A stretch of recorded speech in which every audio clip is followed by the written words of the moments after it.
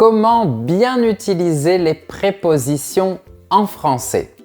Elles semblent simples, mais elles ne le sont pas.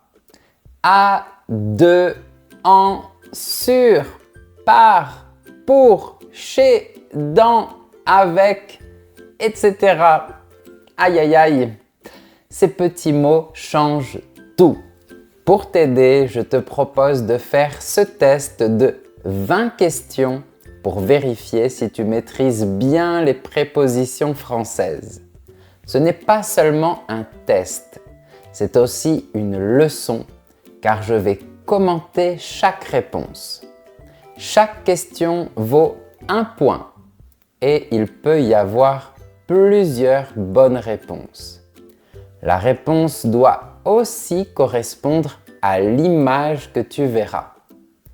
Et si tu veux plus de temps, appuie simplement sur pause. N'oublie pas de t'abonner à ma chaîne et on commence. Numéro 1. Complète la phrase.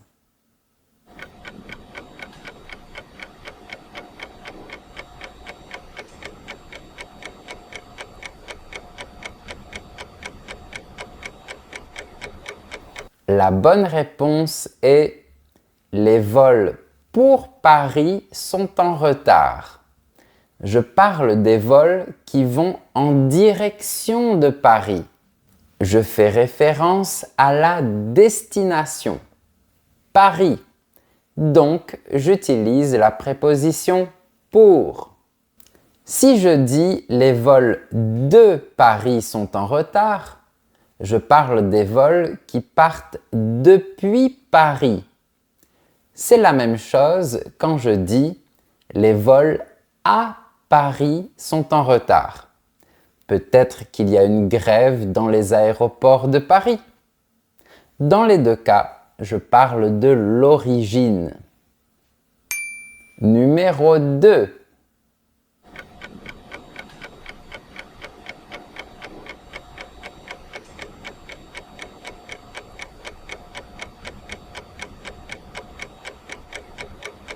La bonne réponse est « Ce flan à la vanille est incroyable ».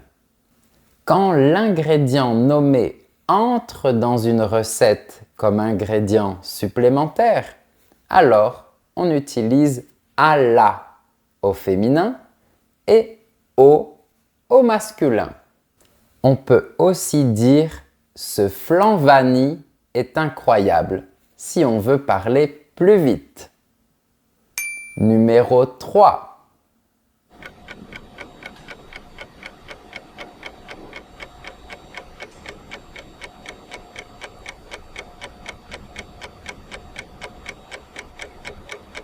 Tout est possible, mais attention, le sens va changer.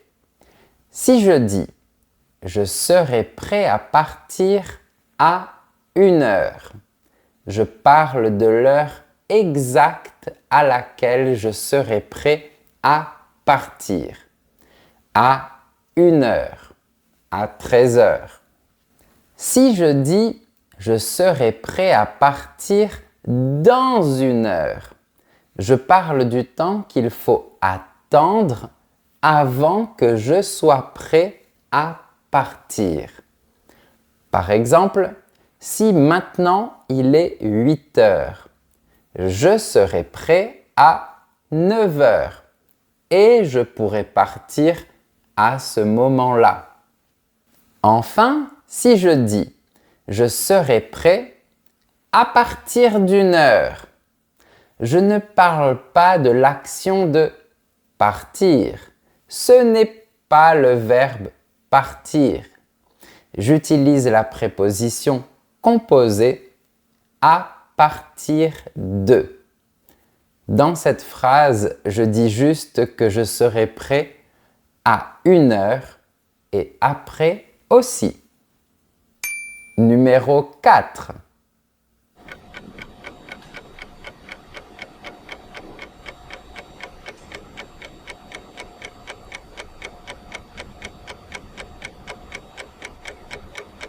La bonne réponse est Dans le film, le héros arrive à cheval.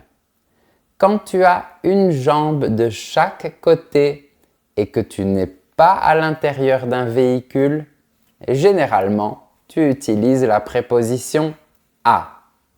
Par exemple, on dit « Je me déplace à moto, à cheval, à pied, à vélo, etc. » Mais pour les moyens de transport fermés, généralement, on utilise la préposition en. Par exemple, on dit « Je me déplace en voiture, en train, en métro, en bus, en avion, etc. » Ah, et très souvent, on ne respecte pas les règles et on dit « en moto et en vélo ». Désolé. Numéro 5.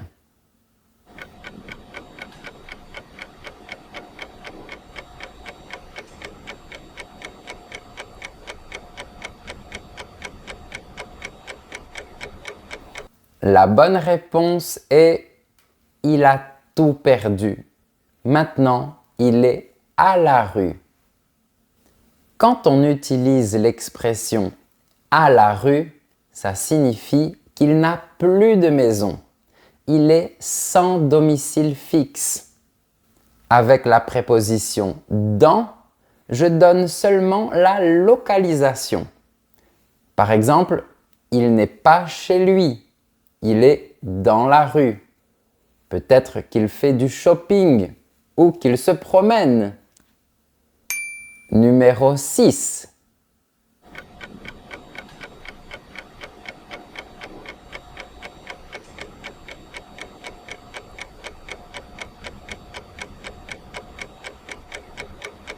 La bonne réponse est Denis est sur le lit. Sur l'image, on voit que Denis saute sur le lit. On se concentre sur sa localisation, sur le lit et pas ailleurs.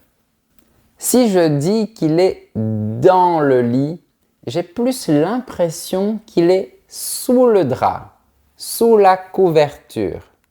La préposition « dans » donne l'idée d'être à l'intérieur. Il est enveloppé. Enfin, si je dis qu'il est au lit, ça signifie qu'il dort. On se concentre plus sur son état de fatigue ou de sommeil. On peut aussi imaginer qu'il est malade et qu'il est au lit. Oui, le français adore les nuances. Numéro 7.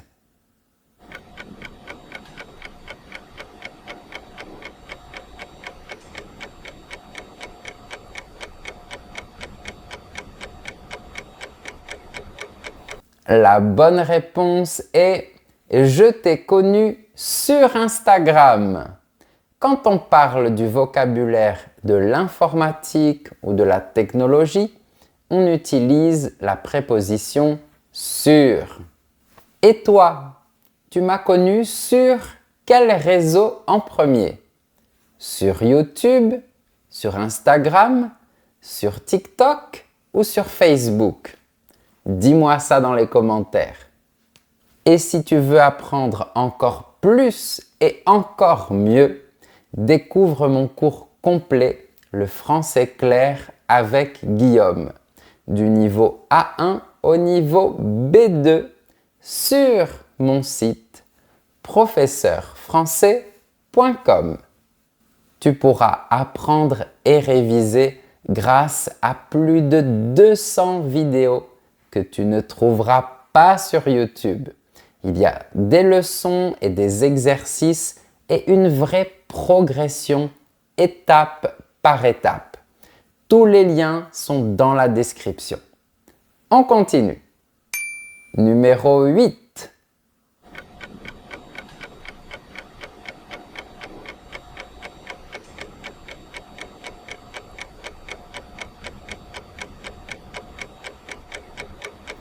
Ici, on parle de la matière d'un objet.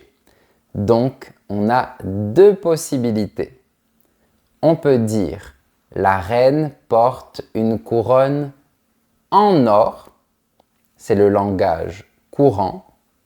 Mais on peut aussi dire « La reine porte une couronne d'or » de manière plus formelle. Numéro 9.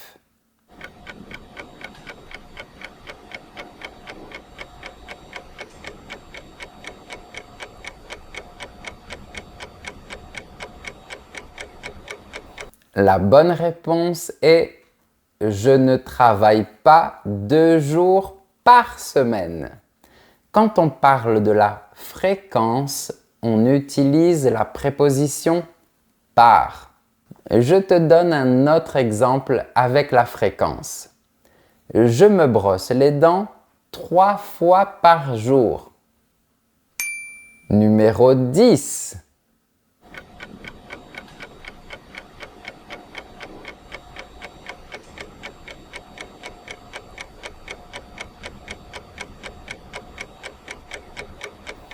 La bonne réponse est « C'est le vélo de Brigitte ». Ça signifie que le vélo appartient à Brigitte. C'est le sien. Numéro 11.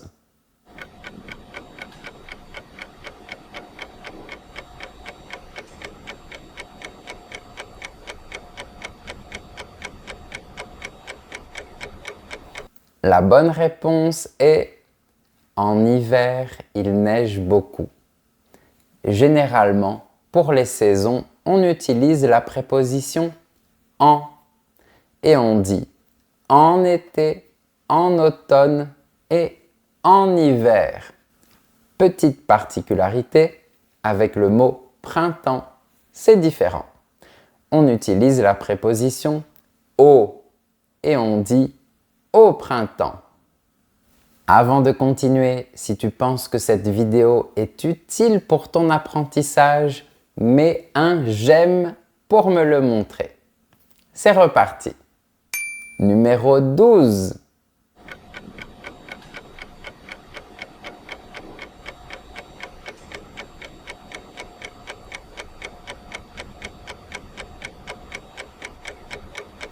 La bonne réponse est « Ce que j'aime chez toi, c'est ton regard ». Quand on parle d'une qualité ou d'un défaut d'une personne, on utilise la préposition « chez ». Voilà un autre exemple. « Ce que je déteste chez toi, c'est que tu es têtu ». Numéro 13.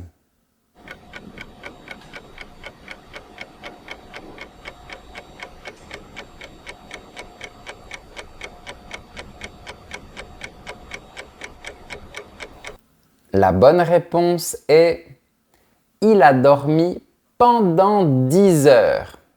Dans ce cas, je donne juste la durée. Pendant 10 heures. Durant 10 heures. Attention, je ne peux pas utiliser la préposition « pour » avec une durée dans le passé. Numéro 14.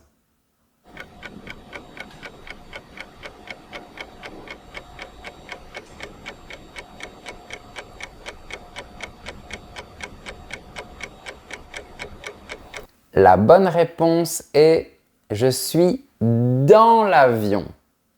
On doit utiliser la préposition « dans » parce qu'on précise qu'on est à l'intérieur de l'avion. Numéro 15.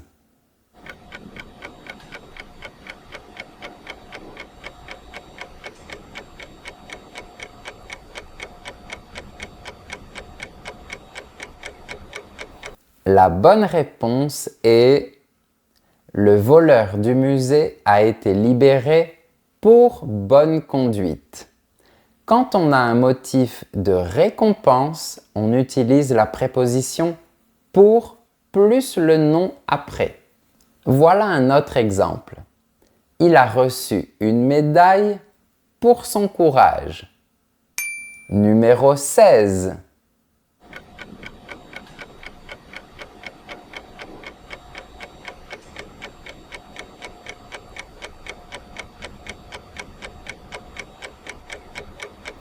La bonne réponse est « Je vais essayer de t'expliquer la situation ».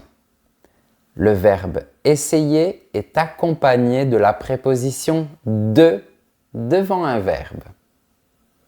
Numéro 17.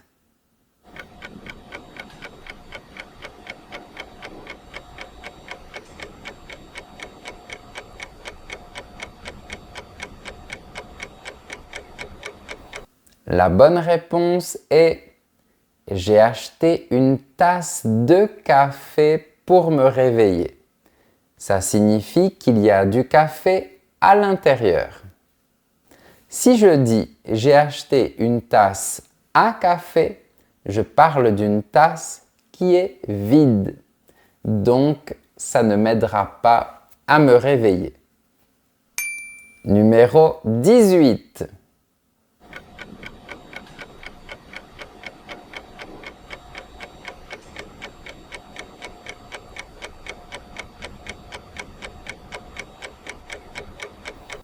La bonne réponse est « Je vais en Équateur ». Je vais t'expliquer toute la règle pour que tu comprennes. Devant un pays féminin, on utilise la préposition « en ». Par exemple, je vais en Angleterre et en France. Devant un pays masculin qui commence par une voyelle, on emploie aussi la préposition « en ». Par exemple, je vais en Équateur et en Uruguay. Devant les autres pays masculins, on utilise « au ». Par exemple, je vais au Brésil et au Japon. Enfin, devant un pays pluriel, masculin ou féminin, on emploie « au » avec un « x ». Par exemple, je vais aux États-Unis et aux Philippines. Numéro 19.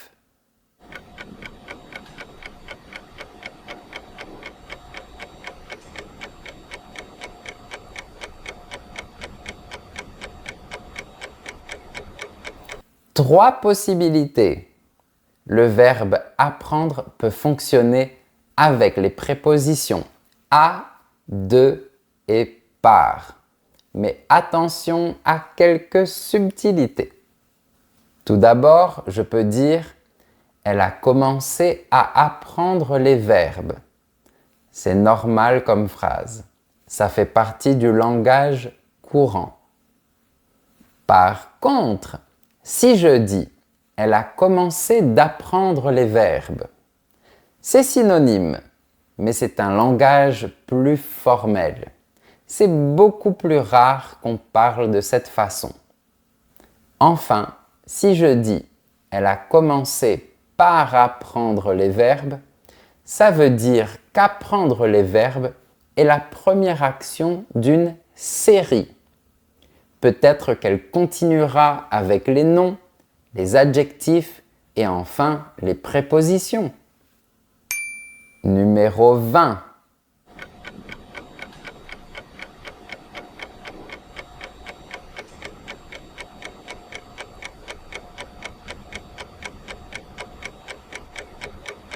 Mon chat est malade, il doit aller chez le vétérinaire.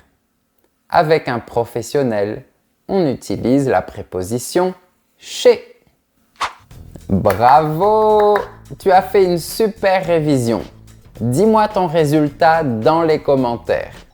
Dans tous les cas, tu as progressé et ça, c'est génial. N'oublie pas que je propose aussi un cours en ligne pour apprendre ou réviser le français du niveau A1 au niveau B2. Toutes les informations sont sur mon site professeurfrançais.com. Et si tu veux soutenir mon travail, Tu peux aussi rejoindre mes super élèves sur ma chaîne YouTube.